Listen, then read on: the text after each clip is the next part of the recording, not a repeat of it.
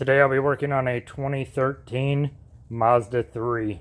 The truth. And this one has the 2.0 liter Skyactiv motor in it. Today I'm going to be doing an oil change on the Mazda 3. You want to go ahead and pop the hood. Just to be safe, I'm going to throw some wheel chocks on the rear tires. We're going to start by safely jacking up the car and putting it on some jack stands. Go ahead and get our drain bucket in place. Your engine oil pan is on this side. Don't confuse it with your transmission pan.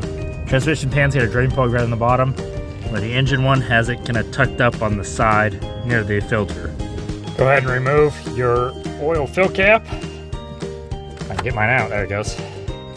I like to just kind of set it on there so air can still travel through, but it stops like dirt and debris from falling inside while you're working.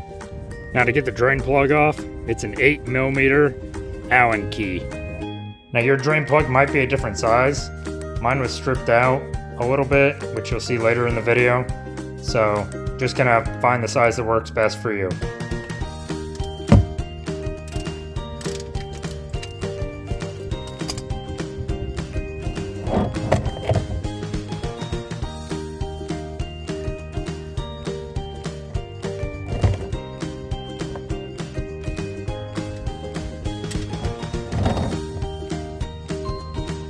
When taking the filter off, you can use any kind of combination of wrenches, loosen it. Mine's actually loose enough, I'm going to take it off by hand.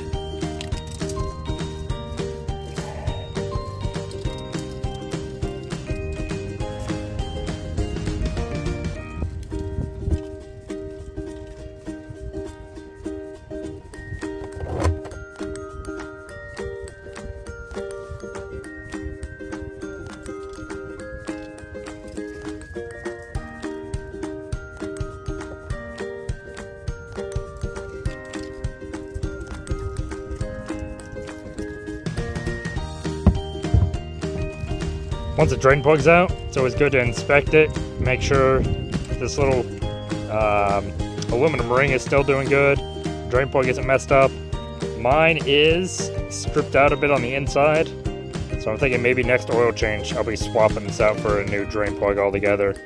I didn't notice it until I went to go loosen it up, but yeah, so I'm going to put it back in for today. Just next time I'm going to get a new drain plug.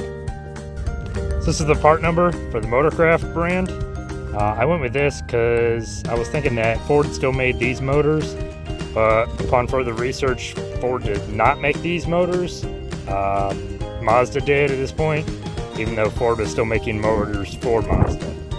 But it's the same size, so it shouldn't hurt anything to run a Ford brand filter on the Mazda car. I'm going to go ahead and reinstall my drain plug. Once we get our drain plug good and tight, we're going to go ahead and start prepping the filter. Because it mounts vertically, we're going to go ahead and pour oil into the filter, and we're going to lube up this O-ring on the outside, and we're going to make sure that our mating surface on the engine is also clean of any kind of debris.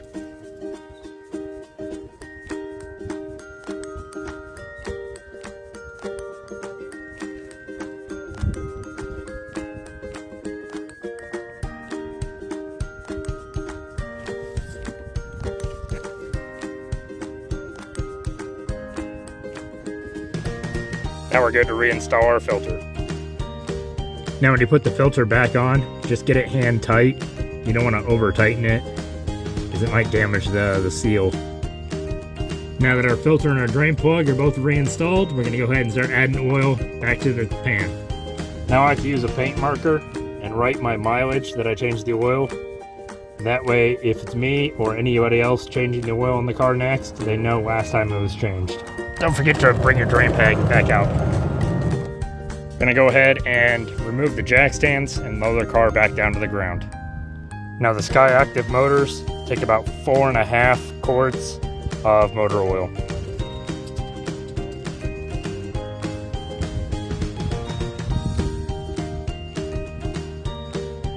When you're getting close to the bottom of your jug, or if you're using individual quarts, go ahead and just check the dipstick. Make sure you don't overfill it.